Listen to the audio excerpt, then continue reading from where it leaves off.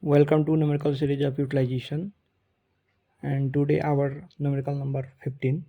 This question is asked in 2018 chance exam of Pokhara University, and our numerical problem is estimate the efficiency of high frequency induction furnace which takes 10 minutes to melt 1.8 kg of aluminum. The input to the furnace being 5 kilowatt and initial temperature is 15 degrees Celsius. A specific heat of aluminum is 880 joule per kg per degree Celsius. Melting point of aluminum is 660 degrees Celsius. Latent heat of function of aluminum, I think this is not function, I think fusion of aluminum is 32 kilojoule per kg. First of all, write all the given data. Guys, if you are not subscribing our channel yet, please subscribe, like, share and comment, and press on bell notification to get it and every notification on time.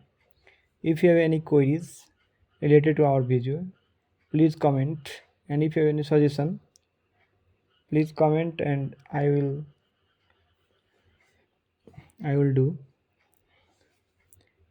And given m equal to 1.8 kg, temperature, initial temperature 15 degrees Celsius and T2 660 degrees Celsius, and yes, specific heat 880, latent 32,000 joule per kg, and then a specific heat to melt 1.8 kg of aluminum is m.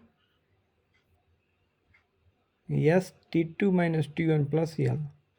By putting the value of m, s, T2, T1 and L, we can get 1079280 joule. Converting this joule into kilowatt hour.